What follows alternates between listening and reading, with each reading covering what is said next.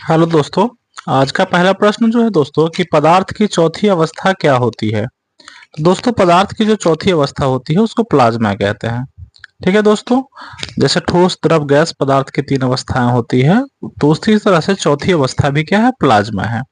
चलिए दूसरा प्रश्न है कि ठीक 0 डिग्री सेल्सियस पर कटोरे में रखे बर्फ और पानी में क्या परिवर्तन आएगा। अगर 0 डिग्री पर रखा हुआ कटोरा में बर्फ है और पानी है तो क्या हो जाएगा, तो सारा पानी क्या बन जाएगा, बर्फ बन जाएगा। देखिए 0 डिग्री पर क्या होता है, बर्फ पिघलना भी स्टार्ट करता है और ठीक है, और वो बर्फ भी रहता है। तो क्या होता है कि जब 0 डिग्री सेल्सियस पर दो के बीच तुलना की जाए कि बर्फ और पानी है, तो सारा पानी क्या हो जाएगा, बर्फ बन जाएगा। ठीक है। अगला प्रश्न है कि किसी गैस को द्रव में बदलने के लिए सबसे सरल विधि कौन सी होती है। किसी गैस को द्रव में बदलने के लिए सबसे सरल विधि कौन सी है, तो कम तापमान और उच्चतम दाब, यानी कि टेम्परेचर को लो कर दीजिएगा यदि गैस है कोई, और उसको द्रव में बदलना है तो क्या करना है, उसको ठंडा कर देना होगा, यानी कि लो टेम्परेचर कर देना होगा। और यदि वो नहीं हो पाता है तो क्या कीजिएगा कि हाई प्रेशर कर दीजिएगा, तो क्या हो जाएगा, गैस द्रव में बदल जाता है। यानी कि कम तापमान और उच्चतम दाब पर क्या होता है, गैस द्रव में बदल जाता है। अगला प्रश्न है कि वह चुनिए जो मिश्रण नहीं है। वायु भी मिश्रण है, गैसोलीन भी मिश्रण है, एलपीजी भी मिश्रण है, लेकिन आसुत जल जो है वो मिश्रण नहीं है। आइए अगले प्रश्न की ओर बढ़ते हैं। पानी का हिमांक बिंदु है। पानी का हिमांक बिंदु दोस्तों 32 डिग्री फ़ारेनहाइट है। दोस्तों हमने एक वीडियो और बना रखा है जिसमें हमने फ़ारेनहाइट से सेल्सियस में और सेल्सियस से फ़ारेनहाइट में चीजों को बदला है। ठीक है, तो उसमें देख लीजिएगा, चूंकि पानी का हिमांक कितना होता है, 0 डिग्री सेल्सियस होता है, तो लेकिन उसका जो फ़ारेनहाइट में वैल्यू होता है वो 32 डिग्री फ़ारेनहाइट होता है। तो कोई भी पूछेगा कि पानी बर्फ में किस बिंदु पर बदलना शुरू कर जाता है, तो या तो सेल्सियस में रहेगा तो 0 डिग्री कहिएगा, या अगर फ़ारेनहाइट में रहेगा तो 32 डिग्री कह दीजिएगा। आइए बढ़ते हैं। छठा प्रश्न है कि उस प्रक्रिया का क्या नाम है जिसमें गैस सीधे ही ठोस वस्तु में परिवर्तित हो जाता है। यानी कि गैस क्या होता है, द्रव में न बदल के सीधे किस में बदल जाता है, ठोस में। ठीक है, तो उसको डिपोजिशन कहते हैं दोस्तों। दोस्तों ये प्रक्रिया डिपोजिशन कहलाती है। और इसका जस्ट उल्टा अगर होता है कि ठोस सीधे अगर गैस में बदल जाए तो वो सब्लिमेशन होता है। ठीक है, ऊर्ध्वपातन। ठीक है, तो ऊर्ध्वपातन का ही ये क्या है, विपरीत प्रक्रिया डिपोजिशन होता है दोस्तों। ये याद रखिएगा, इंपॉर्टेंट क्वेश्चन है कि सब्लिमेशन क्या है कि ठोस जो है वो सीधे किस में बदल जाता है, गैस में बदल जाता है, यानी बिना द्रव में बदले। ठीक है, यानी कि एक स्टेट को वो मिस कर देता है, सीधे क्या होता है, ठोस गैस में बदल जाता है, तो वो सब्लिमेशन होता है। लेकिन गैस यदि सीधे ठोस में बदल जाए तो वो डिपोजिशन होता है, याद रखिएगा। अगला बढ़ते हैं कि सही कथन का चयन करना है कि मिश्रण समांगी होते हैं, नहीं विषमांगी भी हो सकता है। ठीक है, एक मिश्रण में घटक नियत अनुपात में उपस्थित होते हैं। किसी मिश्रण के घटकों को पृथक नहीं किया जा सकता है। एक मिश्रण के गुणधर्म उसके घटकों के समान हो जाते हैं। हाँ, तो ये जो है वो सही कथन है। बाकी जो है वो गलत है कि किसी मिश्रण के घटकों को अलग नहीं किया जा सकता, बिल्कुल किया जा सकता है। ठीक है, मिश्रण में घटक नियत अनुपात में हो ये कोई जरूरी नहीं है। ठीक है, ये कोई जरूरी नहीं है। और मिश्रण समांगी होते हैं ऐसा भी कोई जरूरत नहीं है। चलिए आगे बढ़ते हैं कि बादल किसका कोलाइडी परिक्षेपण होता है। बादल किसका कोलाइडी परिक्षेपण है, तो वायु के परिक्षेपण माध्यम में जल बिंदु का, वायु के परिक्षेपण माध्यम में जल बिंदु का कोलाइडी परिक्षेपण है बादल, वायु के परिक्षेपण माध्यम में जल बिंदु का। आगे बढ़ते हैं। अगला प्रश्न है हमारा कि निम्नलिखित में से कौन सा एक ठोस सॉल का एक उदाहरण है। जैसे रंगीन पत्थर, रत्न जिसको कहते हैं, वो रंगीन पत्थर क्या है, ठोस सॉल का एक उदाहरण है। ठीक है, अगला जो प्रश्न है वो परमाणु संरचना से संबंधित है कि निम्नलिखित में से वे कौन से कण हैं जो परमाणु केंद्रक के चारों ओर घूमते हैं और ऋणात्मक रूप से आवेशित रहते हैं। तो ये तो हम लोग जानते हैं कि इलेक्ट्रॉन क्या करता है, बाहरी ऑर्बिट का क्या करता है, चक्कर लगाता है और ये माइनस में होता है। ठीक है, इलेक्ट्रॉन। ठीक है, इलेक्ट्रॉन क्या है, ये बाहरी कक्षा में घूमता रहता है चारों तरफ और ये निगेटिव होता है। अगला है परमाणु न्यूक्लियस बने होते हैं किससे, तो प्रोटॉन और न्यूट्रॉन से देखिए, न्यूक्लियस जो नाभिक होता है उसमें प्रोटॉन और न्यूट्रॉन होते हैं, और बाहरी जो कक्षा होता है उसमें इलेक्ट्रॉन रहता है। ठीक है दोस्तों, उसमें इलेक्ट्रॉन होता है। इसमें क्या होता है दोस्तों कि प्रोटॉन जो होता है वो प्लस चार्ज होता है, ठीक है, इलेक्ट्रॉन जो होता है वो माइनस चार्ज होता है, और न्यूट्रॉन आवेशहीन होता है, जिसका आप जानते हैं, कहते हैं कि हम गाड़ी न्यूट्रल पर रखे हुए हैं, तो न्यूट्रॉन क्या है, आवेशहीन है, उस पर अभी कोई चार्ज नहीं है। ठीक है दोस्तों, आगे बढ़ते हैं।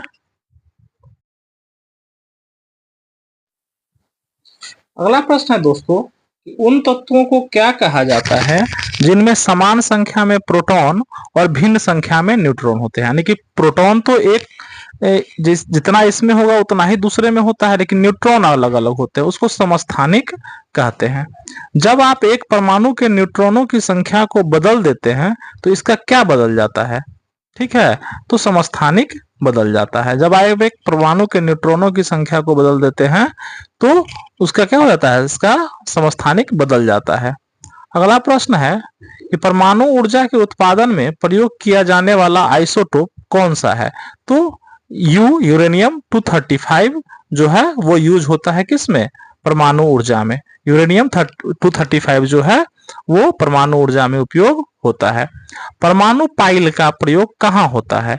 परमाणु पाइल का प्रयोग नाभिकीय विखंडन के प्रचालन में होता है। परमाणु पाइल का प्रयोग नाभिकीय विखंडन के प्रचालन में होता है। विद्युत संयोजक बंध कहाँ उपस्थित होता है। तो साधारण लवण में विद्युत संयोजक बंध उपस्थित होता है। साधारण लवण में विद्युत संयोजक बंध उपस्थित होता है। रेडियो सक्रियता का आविष्कार किसने किया था। तो हेनरी बैक्यूरेल ने क्या किया था, रेडियो सक्रियता, रेडियो एक्टिविटी की खोज की थी हेनरी बैक्यूरेल ने।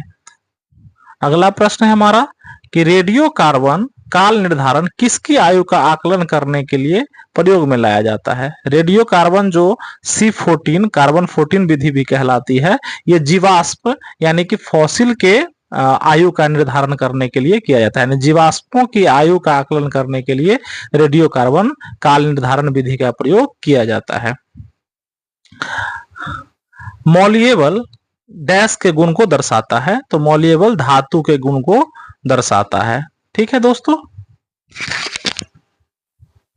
देखिए दोस्तों, मैलिएबल जो होता है वो धातुओं का गुण होता है। देखिए इसका हिंदी अगर देखिएगा तो कहिएगा कि आघात वर्धनीयता, जैसे पीट पीट कर नहीं है उसको चादर के रूप में बदल दिया जाता है, तो वो धातुओं का ही गुण होता है मैलिएबल होना, आघात वर्धनीय। आगे बढ़ते हैं, निम्नलिखित में से कौन सी धातु सामान्यतः बल्ब का तंतु या फिलामेंट बनाने के काम आती है। निम्नलिखित में से कौन सी धातु बल्ब का तंतु या फिलामेंट बनाने के काम आती है। दोस्तों हम लोग जानते हैं कि बल्ब का जो तंतु या फिलामेंट बनाया जाता है वो होता है टंगस्टन का। ठीक है, तो देखिए Fe लोहा हो गया, Au ऑरम, ठीक है, सोना है, और Ag चांदी है, और W जो होता है दोस्तों उसी को टंगस्टन कहा जाता है। अगर इसको देखा जाए तो ये वोल्फ्राम के नाम से जाना जाता है, तो इसका संकेत W ही होता है। इसको आप याद रखिएगा कि टंगस्टन का जो संकेत होता है वो W होता है, और इसका जो परमाणु संख्या है वो 74 पर है ये। ठीक है, तो बल्ब के फिलामेंट में टंगस्टन का उपयोग किया जाता है, और इसका संकेत जो है वो W है। ठीक है, अगला प्रश्न है दोस्तों कि सोडियम को आमतौर पर निम्नलिखित में से किस पदार्थ में रखा जाता है। तो मिट्टी का तेल। ये बहुत ही कॉमन क्वेश्चन है कि सोडियम को केरोसिन में या मिट्टी के तेल में रखा जाता है। अगला प्रश्न है दोस्तों हमारा कि निम्नलिखित में से कौन एक क्षारीय नहीं है। तो सल्फर वो क्षारीय नहीं है, इसका अम्लीय प्रकृति का होता है। ठीक है, बाकी जो सोडियम है, पोटेशियम है, लिथियम है, ये सब क्षारीय प्रकृति के होते हैं, यानी कि सल्फर क्षारीय प्रकृति का नहीं होता है। तो आइए अगले प्रश्न की ओर बढ़ते हैं।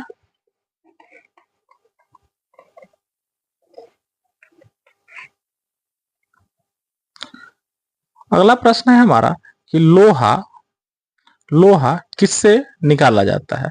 तो हेमेटाइट, लोहे का जो मेन अयस्क है वो क्या है, हेमेटाइट है, तो हेमेटाइट से लोहा निकाला जाता है। ठीक है, अमलगम मिश्र धातु है जिसमें आधार धातु क्या है, बेस क्या है, कौन सी धातु बेस है, तो पारा। अमलगम में जो बेस धातु है वो कौन सा है, पारा है। ठीक है, अमलगम में बेस धातु पारा है। आगे है कि मिलान करना है। ठीक है, तो मिलान करना है तो कांसा, कांसा किससे बना? 4 नंबर, यानी कि तांबा और टीन से क्या बन गया? कांसा बन गया। ठीक है, तांबा और टीन से कांसा बन गया। पीतल किससे बना? तांबा और जिंक से, जिंक मतलब जस्ता, तांबा और जिंक से क्या बन गया? पीतल बन गया। ठीक है, कांसा बन गया तांबा और टीन से। देखिए दोनों में तांबा कॉमन है, केवल क्या होता है, पीतल में जिंक होता है और कांसा में टीन होता है।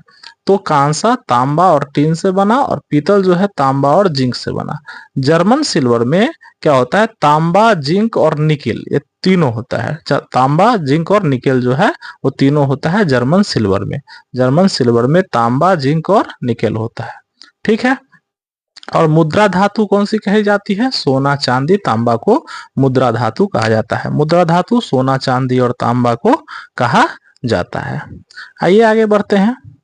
फोटोग्राफी में सामान्यतः प्रयोग किया जाने वाला हाइपो का रासायनिक नाम क्या है? हाइपो का। ठीक है, सिल्वर आयोडाइड, ये बहुत बार पूछा गया प्रश्न है। सिल्वर आयोडाइड को हाइपो के नाम से जाना जाता है, जिसका उपयोग फोटोग्राफी में किया जाता है। जंग से बचने के लिए लोहे से बने पानी के पाइपों पर जस्ते की परत चढ़ाने की प्रक्रिया क्या कहलाती है? यशदीकरण कहते हैं। ठीक है, या यशद लेपन भी कहते हैं, या गैल्वेनाइजेशन भी कहा जाता है। यशदीकरण, यशद लेपन या गैल्वेनाइजेशन कहते हैं। यानी कि क्या, लोहे पर जस्ते की परत चढ़ाकर जो उसके क्षरण को बचाया जाता है। तो कोई पूछेगा कि लोहे पर जस्ते की परत चढ़ाने की प्रक्रिया, तो यशदीकरण, यशद लेपन या गैल्वेनाइजेशन कहा जाता है। एल्युमिनियम का अयस्क है बॉक्साइट। बॉक्साइट किसका यह है? एल्युमिनियम का अयस्क है। अगला है कि बिजली से धातु चढ़ाने की क्रिया या गैल्वेनाइजेशन में निम्नलिखित में से किस धातु का? तो जस्ता। ठीक है, लोहे पर क्या होता है? जस्ते की ही तो परत होती है। तो वही प्रश्न को फिर से इसको दिखाया है कि बिजली से धातु चढ़ाने की क्रिया या गैल्वेनीकरण में निम्नलिखित में से किस धातु का उपयोग किया जाता है? तो जस्ते का उपयोग किया जाता है। स्टेनलेस स्टील क्या है? एक मिश्र धातु है। स्टेनलेस स्टील क्या है? एक मिश्र धातु है। ठीक है, आगे बढ़ते हैं। अधातुओं में निम्न में कौन सा गुणधर्म सामान्यतः पाया जाता है? तो भंगुरता, वो टूट जाता है। जैसे धातु में क्या होता है कि पीटने पर चादर जैसा बनाया जा सकता है, तार जैसा बनाया जा सकता है, लेकिन अधातु में क्या होती है? भंगुरता होती है, वो टूट जाता है। ठीक है, ये अधातुओं का गुण होता है। बाकी जो तन्यता, चालकता और आघातवर्ध्यता है, ये सब धातुओं का गुण है, लेकिन अधातु भंगुर होते हैं, टूट जाते हैं। बिजली के बल्ब में क्या भरा होता है? तो ऑर्गन, ऑर्गन। ठीक है, ये एक अक्रिय गैस है, चूंकि उसमें अक्रिय गैस ही भरी रहेगी, नहीं तो क्या होगा, फिलामेंट का ऑक्सीडेशन हो जाएगा, जिससे फिलामेंट तुरंत टूट जाएगा, इसलिए उसमें अक्रिय गैस भरी रहती है। ऑर्गन क्या है? एक अक्रिय गैस है। चलिए आगे बढ़ते हैं।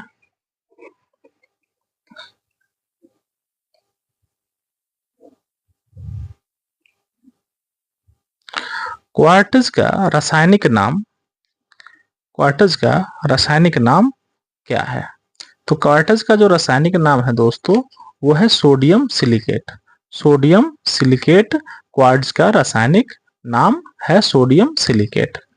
अगला है, घड़ियों में इस्तेमाल किया जाने वाला क्वार्ट्ज डैश है? तो सिलिकॉन डाइऑक्साइड है। सिलिकॉन डाइऑक्साइड क्या है? घड़ियों में इस्तेमाल किया जाने वाला क्वार्ट्ज जो है वो सिलिकॉन डाइऑक्साइड है। ठीक है, अगला है, अक्रिय गैस डैश होती है? तो रासायनिक रूप से अक्रियाशील होती है। देखिए अक्रियाशील का मतलब क्या है? वो किसी से रिएक्शन उसका नहीं होता है अक्रिय गैसों का। तो अक्रिय गैस जो होती है वो रासायनिक रूप से अक्रियाशील होती है, नहीं क्रियाशील नहीं होती, किसी से भी रिएक्शन वो नहीं करता है। अगला है, विज्ञापन साइन बोर्ड और सजावटी बत्तियों में सामान्यतः प्रयुक्त की जाती है कौन सी गैस? नियॉन। जैसे विज्ञापन का साइन बोर्ड होगा, जैसे आप बड़ा बड़ा देखे होंगे, बिजली रात में वो जलता रहता है, या सजावटी जो बत्तियां होती है उसमें कौन सी गैस यूज किया जाता है? तो नियॉन का यूज उसमें किया जाता है, नियॉन का प्रयोग किया जाता है। अगला है, डैश माइक्रोचिप्स बनने के लिए प्रयोग किया जाता है? तो सिलिकॉन। सिलिकॉन से ही जितने होते हैं माइक्रोचिप्स, जितने बनते हैं वो सिलिकॉन से ही बनता है। चलिए आगे बढ़ते हैं। अगला प्रश्न हमारा अम्ल, क्षार और लवण से है कि निम्नलिखित में से किसका ऑक्साइड लाल लिटमस को नीला कर देता है? तो मैग्नीशियम का क्या होगा? ठीक है, लाल को नीला कर देता है। मैग्नीशियम क्या करता है? मैग्नीशियम का जो ऑक्साइड होता है वो लाल लिटमस को कैसा कर देता है? नीला कर देता है। ठीक है, विनेगर किससे बनता है? तो एसिटिक एसिड से क्या होता है? विनेगर का निर्माण होता है एसिटिक एसिड से। एसिटिक अम्ल से क्या होता है? विनेगर का निर्माण होता है। सिरके का रासायनिक नाम क्या है? तो वही एसिटिक एसिड ही है, सिरका। ठीक है, विनेगर खट्टा होता है ये, ठीक है। तो एसिटिक अम्ल को ही सिरका या विनेगर भी कहा जाता है, ठीक है। अगला है, डैश टूथपेस्ट की सामग्रियों में से एक नहीं है। तो सोडियम कार्बोनेट जो है टूथपेस्ट की सामग्रियों में से एक नहीं है। बाकी उसमें फ्लोराइड, कैल्शियम कार्बोनेट और मैग्नीशियम कार्बोनेट का यूज किया जाता है। उसमें सोडियम कार्बोनेट, सोडियम तो काफी रिएक्टिव होता है तो उसका कार्बोनेट का यूज नहीं किया जाता है टूथपेस्ट में। बाकी फ्लोराइड, कैल्शियम कार्बोनेट और मैग्नीशियम कार्बोनेट का यूज किया जाता है टूथपेस्ट में। चौक का रासायनिक नाम क्या है? तो कैल्शियम कार्बोनेट जो है वो चौक का रासायनिक नाम है, कैल्शियम कार्बोनेट। याद रखिएगा, जिस चौक से हम आप लिखते हैं तो उसका रासायनिक नाम कैल्शियम कार्बोनेट है। डैश हवा से नमी के अवशोषण की प्रक्रिया है, ठीक है।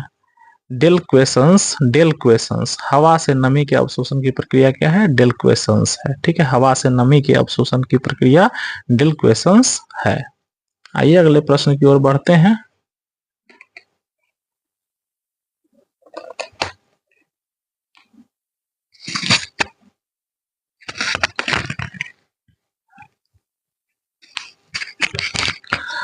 डैश कार्बन का एक रूप नहीं है। तो सिलिकॉन जो है वो कार्बन का एक रूप नहीं है। बाकी हीरा, फ्लोरीन और ग्राफीन जो है वो कार्बन का एक रूप है, ठीक है। सिलिकॉन जो है वो कार्बन का एक रूप नहीं है। निम्नलिखित में से कौन सा कार्बन का एक रूप नहीं है? तो हेमेटाइट, ठीक है। हेमेटाइट क्या है? कार्बन का एक रूप नहीं है, ठीक है। काजल, ग्रेफाइट और चारकोल जो है वो कार्बन का ही एक तरह से उसी से फॉर्मेशन ही होता है, उसी का एक रूप है। हीरा निम्नलिखित का सख्त रूप है, तो कार्बन का ही, ठीक है। कार्बन का ही क्या है रूप? हीरा, ग्रेफाइट वगैरह क्या है? कार्बन का ही सख्त रूप है, ठीक है। अगला है, ग्रेफाइट की अपेक्षा हीरा अधिक कठोर होता है। इसका कारण है हीरे की चतुष्फलकीय संरचना, ठीक है। इसका जो मॉडल होता है हीरे का वो चतुष्फलकीय होती है। इसी वजह से क्या होता है? हीरा काफी कठोर होता है ग्रेफाइट के रिस्पेक्टिवली। आगे बढ़ते हैं। निम्नलिखित में से कौन सा पेंसिल बनाने में उपयोग होता है? तो ग्रेफाइट। याद रखिएगा कि ग्रेफाइट का उपयोग पेंसिल बनाने में किया जाता है। वो जो ब्लैक वाला पार्ट आप अभी देख पा रहे हैं वो क्या है? ग्रेफाइट का यूज किया गया है उसमें। अगला है कि लेड पेंसिल में लेड का प्रतिशत कितना होता है, ठीक है। तो लेड पेंसिल में लेड का प्रतिशत 0 होता है। लेड पेंसिल में लेड का प्रतिशत दोस्तों 0 होता है। हमारा अगला प्रश्न है कि मॉलिब्डेनम अपर्याप्तता इसकी सक्रियता को प्रभावित करती है। मॉलिब्डेनम अपर्याप्तता इसकी सक्रियता को प्रभावित करती है। किसकी सक्रियता को दोस्तों? क्लोरेट रिडक्टेस क्लोरेट रिडक्टेस की सक्रियता को प्रभावित करता है क्या? मॉलिब्डेनम। अगला है, निम्नलिखित में से कौन सा एक नाइट्रोजनीय उर्वरक नहीं है? तो सुपर फॉस्फेट जो है उसमें नाइट्रोजनीय उर्वरक वो नहीं है, बाकी सभी में नाइट्रोजन उपस्थित होता है, ठीक है। जैसे अमोनियम ही है तो NH4 है, तो क्या होता है उसमें नाइट्रोजन जो है वो उपस्थित है, लेकिन सुपर फॉस्फेट में नाइट्रोजन नहीं होता है। अगला है दोस्तों कि कॉन्टेक्ट लेंस सामान्य रूप से किससे बनते हैं? तो हाइड्रोजेल से बनते हैं। कॉन्टेक्ट लेंस किससे बनता है? हाइड्रोजेल से बनता है। अगला है कि पेट एक बहुत सुपरिचित प्रकार का डैश है। इसका उपयोग बोतल बनाने के लिए किया जाता है। PET, पेट का मतलब ये नहीं समझिएगा बेली वाला। PET एक बहुत सुपरिचित प्रकार का डैश है, इसका उपयोग बोतल बनाने के लिए किया जाता है। तो ये पॉलिएस्टर है। PET क्या है? एक पॉलिएस्टर है जिसका उपयोग बोतल बनाने के लिए किया जाता है। बहुप्रयोग प्लास्टिक की पानी की बोतलें डैश की बनी होती है? तो पॉलीथीन की बनी होती है। बहुप्रयोग प्लास्टिक की पानी की बोतलें पॉलीथीन की बनी होती है। तरल लिक्विड कागज क्या है? तो शीघ्र सूखने वाला कागज के रंग का तरल पदार्थ जिससे मुद्रित सामग्री को सही करने के लिए लगाया जाता है। यानी कि लिक्विड कागज क्या है? तरल कागज क्या है? तो शीघ्र सूखने वाला कागज के रंग का तरल पदार्थ जिससे मुद्रित सामग्री को सही करने के लिए लगाया जाता है, उसको लिक्विड पेपर, लिक्विड कागज कहते हैं।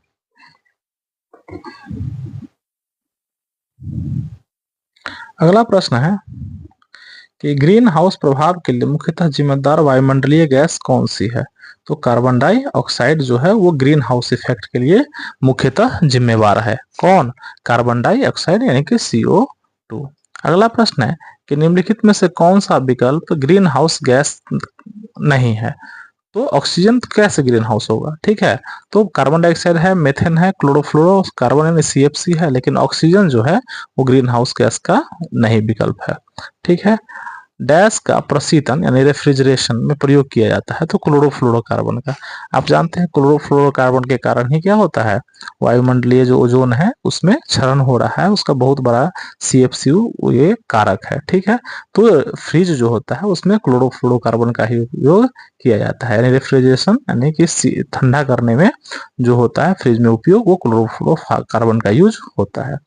अगला प्रश्न है दोस्तों, ये प्रकाश रसायन स्मॉग किस अभिक्रिया का परिणाम है? तो सूर्य प्रकाश की उपस्थिति में NOO3 तथा परऑक्सी एसिटिल नाइट्रेट। ठीक है, प्रकाश रसायन स्मॉग जो है वो कुहासा जो धुआं जैसा हो जाता है प्रकाश रसायन का, तो वो सूर्य प्रकाश की उपस्थिति में NOO3 तथा परऑक्सी एसिटिल नाइट्रेट का ही वो परिणाम है। अगला है दोस्तों कि निम्नलिखित में से कौन सा एक धूम्र कोहरे का घटक नहीं है? ठीक है, तो क्लोरीन डाइऑक्साइड जो है वो धूम्र कोहरे का घटक नहीं है, नहीं तो सल्फर डाइऑक्साइड है ही, नाइट्रोजन ऑक्साइड है ही, और परिवर्तनशील जैविक यौगिक है ही। ठीक है, लेकिन क्लोरीन डाइऑक्साइड धूम्र कोहरे का कारक नहीं है। डैश गैस पृथ्वी से दीर्घ तरंग यानी अवरक्त विकिरण अवशोषित करती है और पुनः पृथ्वी की ओर उत्सर्जित करती है, तो ग्रीन हाउस। ठीक है, ग्रीन हाउस गैस जो होती है पृथ्वी से अवरक्त विकिरण को अवशोषित करती है और पुनः पृथ्वी की ओर ही उत्सर्जित कर देती है। ठीक है, आगे बढ़ते हैं दोस्तों। ओजोन का रासायनिक नेम क्या है दोस्तों? तो ओजोन O3 के नाम से जाना जाता है। ये बहुत ही कॉमन प्रश्न है कि ओजोन O3 से संबंधित है, O3 के संकेत से उसे डिनोट किया जाता है। भारत में आर्सेनिक समस्या मुख्य रूप से किस कारण से है? तो प्रभावित क्षेत्रों में भूपृष्ठीय जल का अत्यधिक दोहन अगर होगा तो क्या हो जाएगा, आर्सेनिक की मात्रा जो है वो बढ़ जाता है। देखिए अत्यधिक यदि हम भूमिगत जल जो है उसका उपयोग यानी दोहन करने लगेंगे तो उस जल में क्या होता है, आर्सेनिक की मात्रा बढ़ जाती है। चलिए आगे बढ़ते हैं कि भारत में कुछ भागों में पेयजल में निम्नलिखित में से कौन से प्रदूषक पाए जाते हैं? ठीक है, तो 1 और 3 यानी आर्सेनिक और फ्लोराइड, ये दो बहुत ज्यादा जो है पीने के जल में ये दोनों प्रदूषक पाए जाते हैं, आर्सेनिक और फ्लोराइड। ठीक है, आगे बढ़ते हैं। अम्ल वर्षा वायु में किसके अधिक सांद्रण के कारण होती है? तो SO2 और NO2 ये दोनों सही है। ठीक है, अम्ल वर्षा वायु में किसके अधिक सांद्रण से होता है? तो सल्फर डाइऑक्साइड और नाइट्रोजन ऑक्साइड के क्या होता है, अधिक सांद्रण के कारण ही अम्ल वर्षा यानी कि एसिड रेन होता है। ओजोन परत को अवक्षय मुख्य किस कारण से होता है? तो क्लोरोफ्लोरोकार्बन के कारण होता है। ओजोन परत का अवक्षय किस कारण से होता है? तो क्लोरोफ्लोरोकार्बन के कारण होता है। ठीक है दोस्तों, अगला प्रश्न है कि क्लोरोफ्लोरोकार्बन अधिकतर कहाँ इस्तेमाल होता है? तो रेफ्रिजरेटरों में, फ्रिज में इसका ज्यादा यूज होता है, CFC का, CFC इसका उपयोग जो है क्लोरोफ्लोरोकार्बन का फ्रिज में यूज होता है, और यही क्या होता है, ओजोन परत के क्षय के लिए भी जिम्मेदार है। तो उम्मीद है आपको हमारा यह वीडियो पसंद आया होगा, तो बने रहिए हमारे साथ, और इससे भी अधिक महत्वपूर्ण जीके लेकर हम अगले वीडियो में हाजिर होंगे। तब तक बने रहिए। जय हिंद, जय भारत।